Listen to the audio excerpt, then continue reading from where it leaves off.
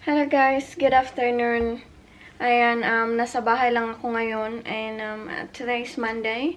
It's now 4 o'clock in the afternoon guys and I'm wearing my glasses, so let's try. Kasi I've had these glasses guys for a long time and hindi ko siya sinusuot kapag nagvo-vlog masyado kasi feeling ko parang hindi bagay sa akin or pangit tingnan kaya hindi ko siya sinusuot. Anyway, magko-coffee tayo kasi malamig.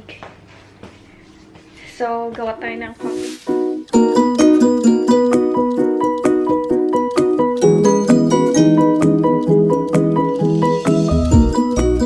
Coffee. Ayan guys, so I'm just sitting here right now. Maganda ba? Nabili ko siya sa IKEA. Lately, kung napanood niyo yung vlog ko, nabili ko siya sa IKEA. I think this was $5 each, so bumili ako ng 4. Ayan, so okay ba siya sa background? That was my coffee. Anyway, guys, so for today's topic, guys, I just want to share to you kung bakit wala pa akong trabaho dito sa Australia. And I've already been here for 3 years, exactly 3 years, guys, kasi I arrived here in Australia, 1st of July 2016. Pero, yung asawa ko guys, he'd like to explain about it. Kasi, and he will explain it better than I do. Anyway, so yan yung topic natin ngayon guys. Bakit hindi pa ako nakapagtrabaho or bakit wala akong trabaho and I'm already been here for 3 years. Anyway, so, let's welcome my very supportive husband. Dun, dun, dun, dun. Well, can I have the chair? Come on. You know? I need the chair. Okay.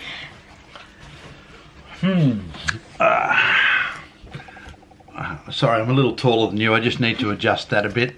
It's a bit too much. There's a bit too much light there reflecting off my head. Yeah. I've normally got an amazingly full head of hair, but I just decided to shave it this week. Anyway, guys, hello. So I apologise for not being able to speak a word of Tagalog. I'm very fluent in Bisaya, but unfortunately I don't know any Tagalog. So I'll stick to English for today.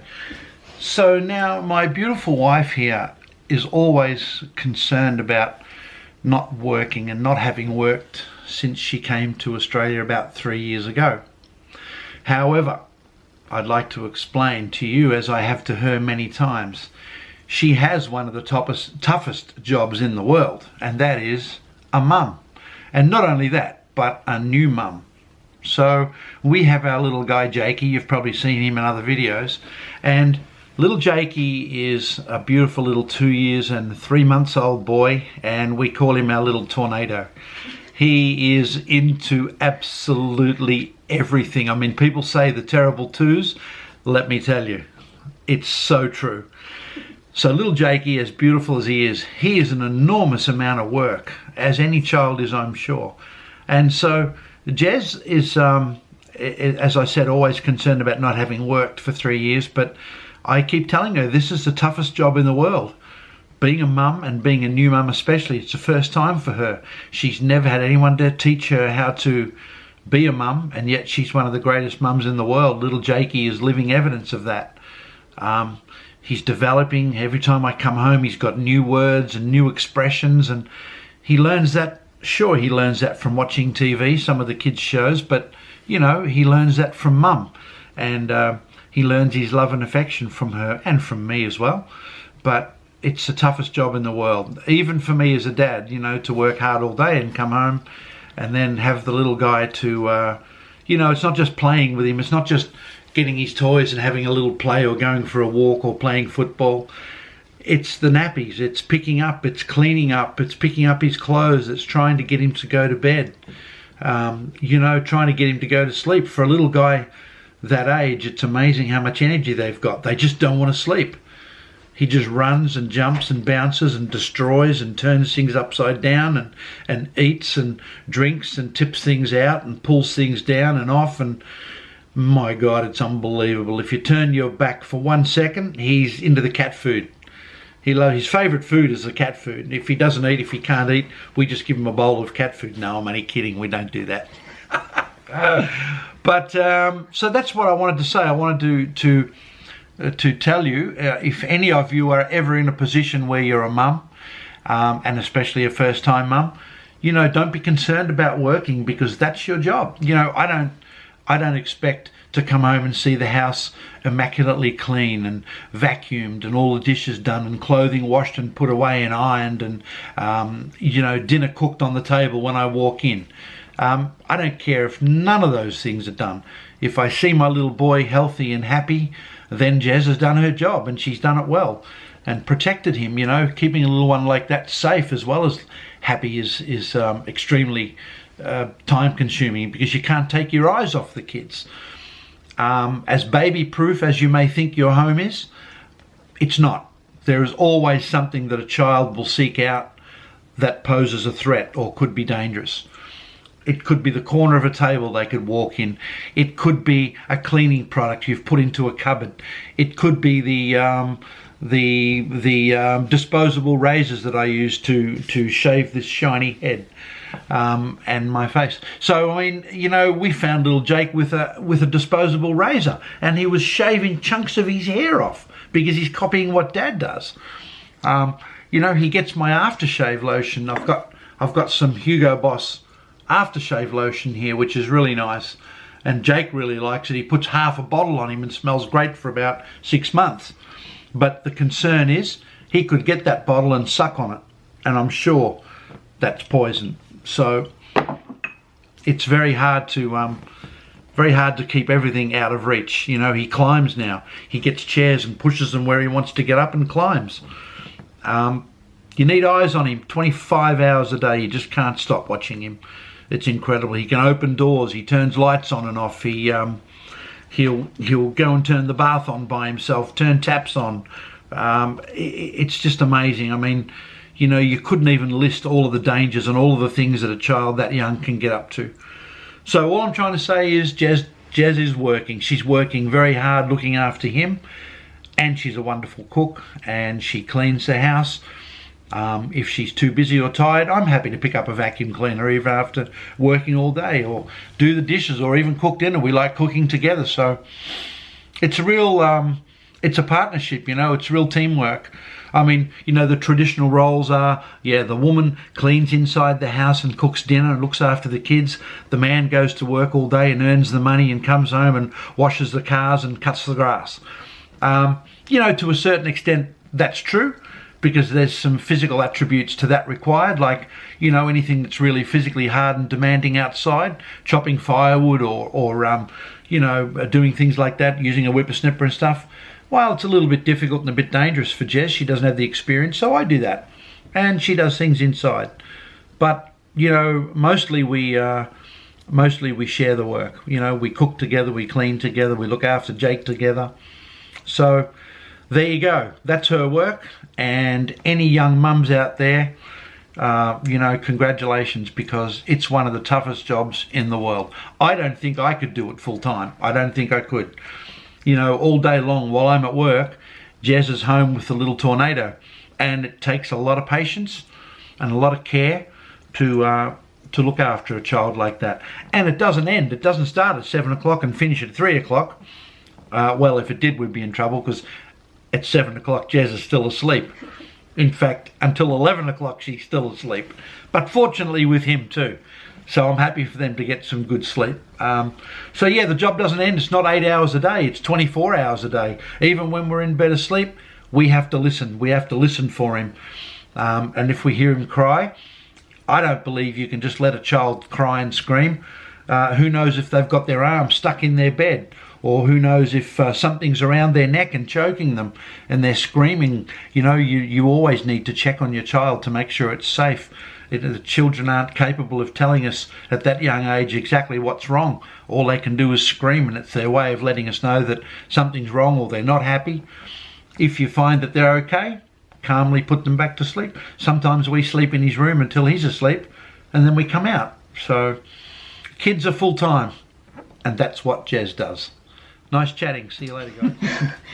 So again, guys, everything explained. So that's the reason why I haven't been working still, you know? Oh, and sorry, can I just jump in and say that now Jake's 2.5, he's not a baby, he's a toddler.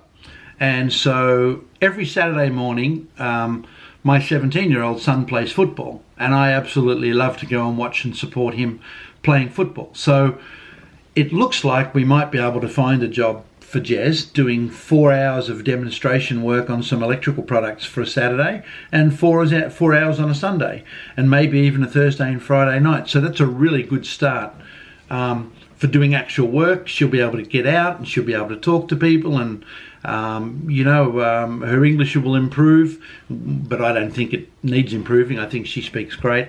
But so we do have some work that might be coming up for her, and I'm happy to take Jake to the football on Saturday.